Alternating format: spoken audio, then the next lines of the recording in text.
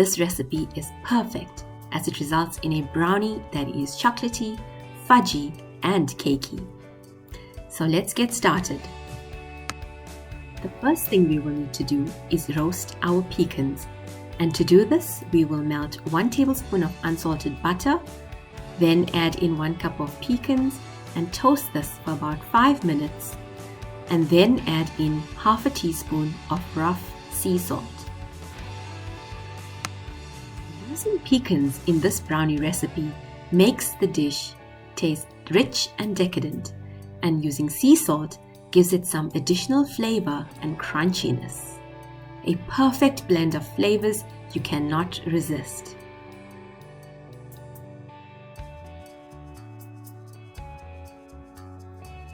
I would suggest keeping an eye on these pecans as it can quickly burn.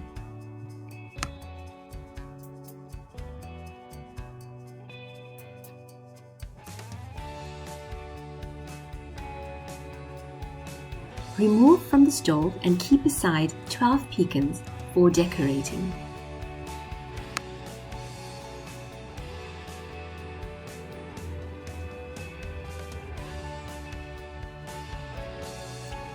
The rest of the pecans you will finely chop.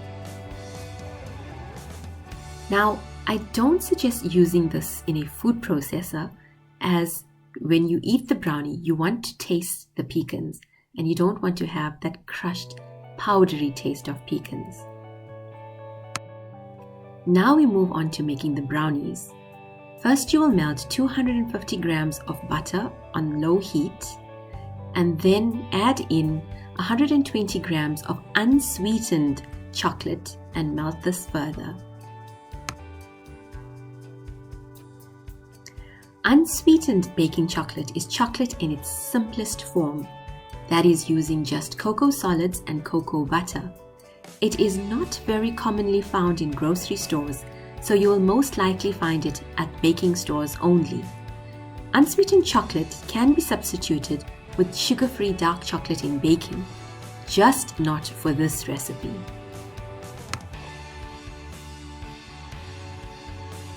I'm also going to be showing you how to make your brownie in one saucepan.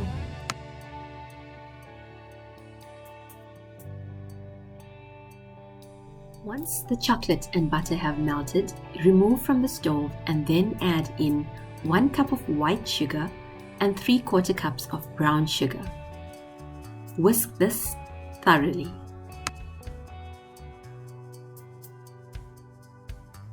Now, you don't have to wait for the sugars to dissolve completely.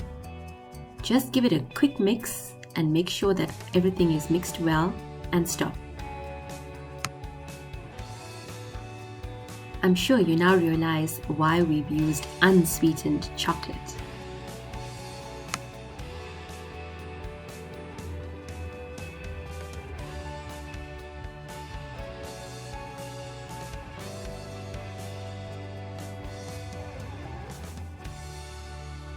Now add in 1 teaspoon of vanilla essence and 3 eggs, one at a time.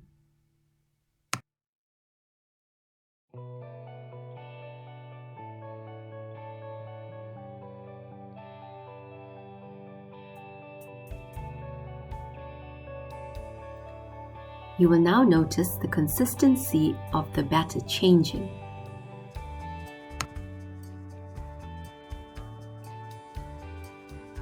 There are so many variations of brownies.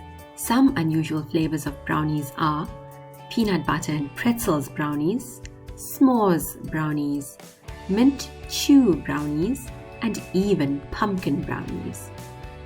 Have you tried any unusual flavored brownies? Comment down below if you have.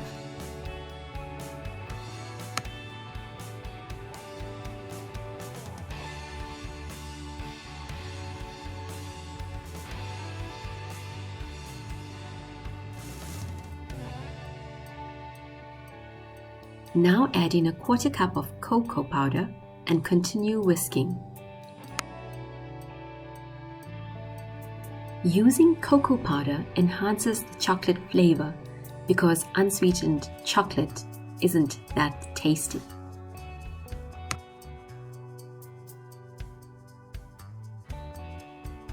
Please do not use sweetened chocolate. The additional sugar in sweetened chocolate will flatten your brownies after baking.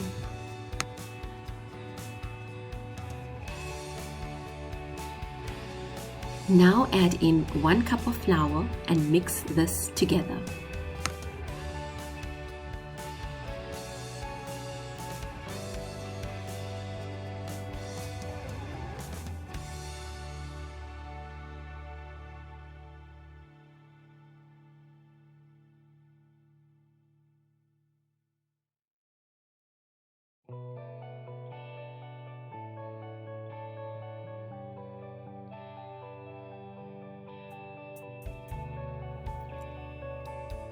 Can you notice how the brownie batter has changed?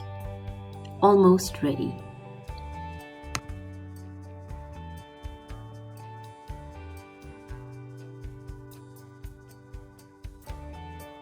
Lastly, add in your chopped sea salted pecans and give it a quick mix again.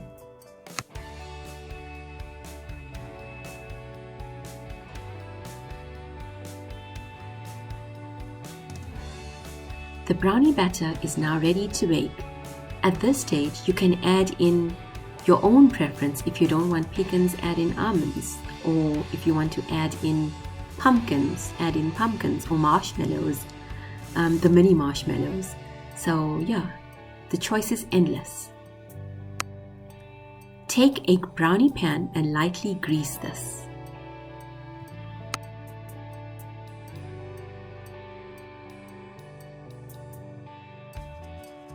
Spoon in about 2 tablespoons of batter into each space.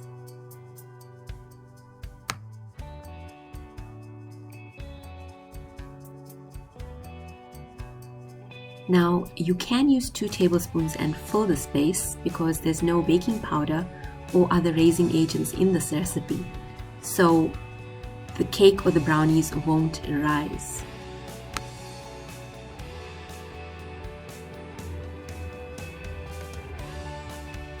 While I'm doing this, I'm thinking about how to decorate my brownies. Brownies can be decorated in many ways. You can use simple powdered sugar and dust over them, or you can top it with your favorite chocolates and crushed cookies. My personal favorite is serving them with fresh strawberries and ice cream. Once you've placed the batter in each of the spaces in the brownie pan, top these with the toasted pecans we saved earlier.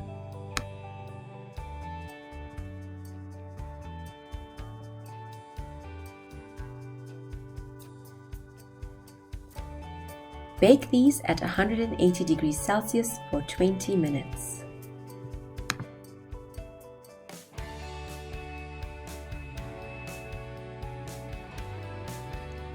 Your pecan sea salted chocolate brownies are now ready to be eaten.